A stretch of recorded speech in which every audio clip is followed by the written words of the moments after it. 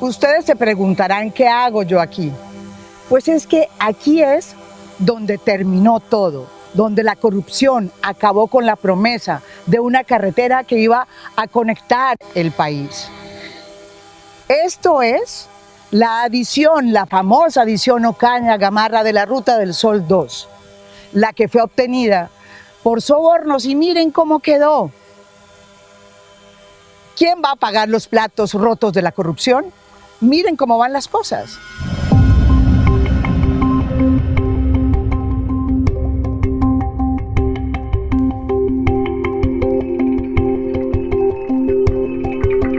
Cuando estalló el escándalo, la mega obra vial solo estaba construida en un 52% y la adición de Ocaña y Gamarra en solo un 29%.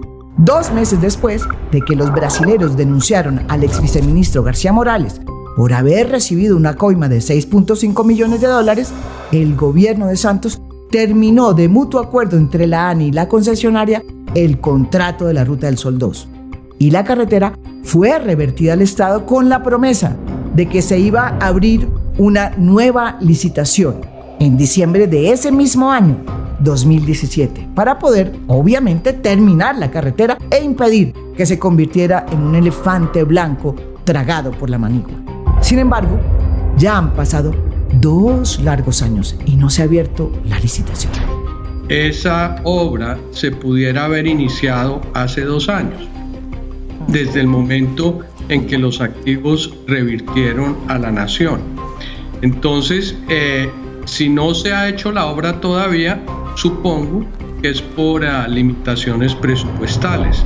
Así está quedando la Ruta del Sol 2, se la está comiendo la manigua. Pero ¿saben qué? No solamente nos quedamos sin la carretera, también nos ha tocado asumir el costo de la liquidación del contrato, ¿sí? Que ha sido una negociación muy tortuosa, liderada entre la ANI y la concesionaria por el grupo Sarmiento Angulo. Según la ley vigente para ese momento, a los inversionistas había que reconocerles lo que habían invertido en la obra. Pero la concesionaria Ruta del Sol 2 insistía en que debían reconocerles más beneficios. Como no hubo acuerdo con la ANI, el caso se llevó a un tribunal arbitral que tampoco le dio el visto bueno. Meses más tarde apareció en un proyecto de la Ley de Infraestructura un nuevo artículo, tildado por el senador Robledo como un mico. Ese mico que meten allí es un mico que está diseñado para poner al Estado a pagar actos de corrupción de empresas privadas. Esto es como increíble, pero es así. En ese artículo se decía que los contratistas a los que se les habría terminado el contrato, se les debería reconocer no solamente sus inversiones, sino actualizarlas al día de hoy. Ese artículo también decía que era retroactivo, es decir, que cubría a las empresas que estaban en la misma situación en el pasado. Como el único contrato que había sido terminado era el de la Ruta del Sol 2, pues las suspicacias de que se estuviera legislando en favor de un específico contratista salieron a flote. Y hasta el propio contralor Edgardo Maya demandó la ley ante la Corte Constitucional. Sin embargo, el tribunal avaló la ley. Es decir, hoy, si un contratista como el de la Ruta del Sol 2 se le termina el contrato, pues hay que pagarle mucho más que lo que se le habría pagado con la ley anterior. No importa que de por medio hubiesen coimas o sobornos.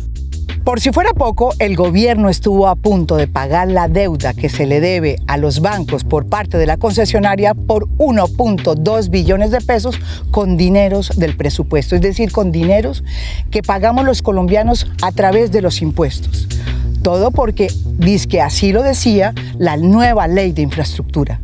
Y digo que estuvo a punto porque desistió de hacerlo una vez publiqué en semana el acuerdo con los bancos. Es decir, el concesionario quería que el Estado asumiera la deuda con los bancos para que fuera pagada antes de conocer el valor real de la obra, con cargo al presupuesto nacional.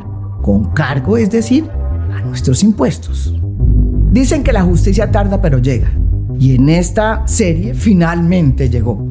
Luego de 4 años de pleito, un tribunal arbitral declaró nulo por objeto y causa ilícita este contrato corrupto y ordenó al consorcio Ruta del Sol 2, es decir, a Odebrecht y Sarmiento, a pagarle las deudas a los bancos. Les dijo, los que tienen que pagarle a los bancos no son los colombianos de su bolsillo, sino ustedes, porque no solo hubo hechos corruptos, sino que sacaron dividendos anticipados sin haber terminado la obra. De todas formas, terminamos pagando no los 1.2 billones de pesos que querían que se les pagara a los bancos, sino 211 mil millones de pesos, que igual saldrán de nuestro bolsillo. O sea, de todas maneras, terminamos clavados.